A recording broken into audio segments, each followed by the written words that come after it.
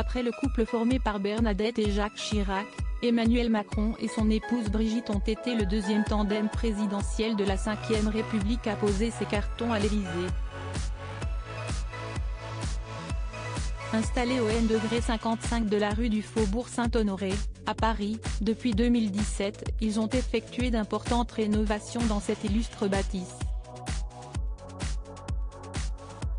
Mais, à part les salles de réunion et les couloirs, rares sont les aperçus dudit lieu. Pourtant, pour Roxana Volozniuk-Popescu, journaliste pour Elle Roumanie, la première dame française a accepté d'ouvrir les portes de sa demeure. Une visite mémorable de l'emblématique palais de l'Élysée, guidée par la première dame Brigitte Macron. Son goût impeccable et son sens raffiné du style m'ont laissé sans voix. Merci pour cette visite enchanteresse et pour avoir mis en valeur le summum de l'élégance française, a salué la journaliste dans un post Instagram publié le jeudi 29 juin.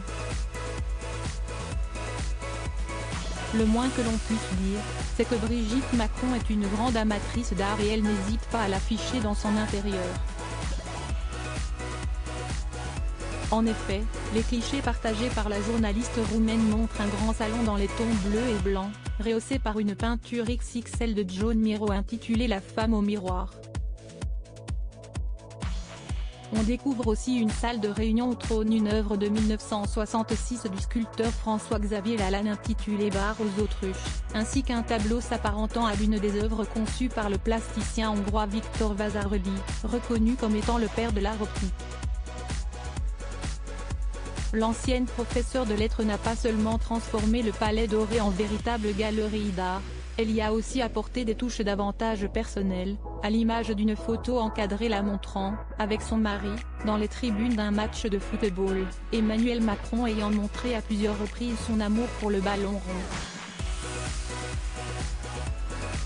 Supérieur à photo, découvrez le bureau de Brigitte Macron à l'Élysée. Coûteux travaux effectués à l'Élysée. À leur arrivée à l'Élysée, Emmanuel et Brigitte Macron ont décidé de rafraîchir le lieu et de le repeindre et auraient ainsi dépensé 1 million d'euros par pièce, comme le révélaient nos confrères du Monde le 12 novembre 2021.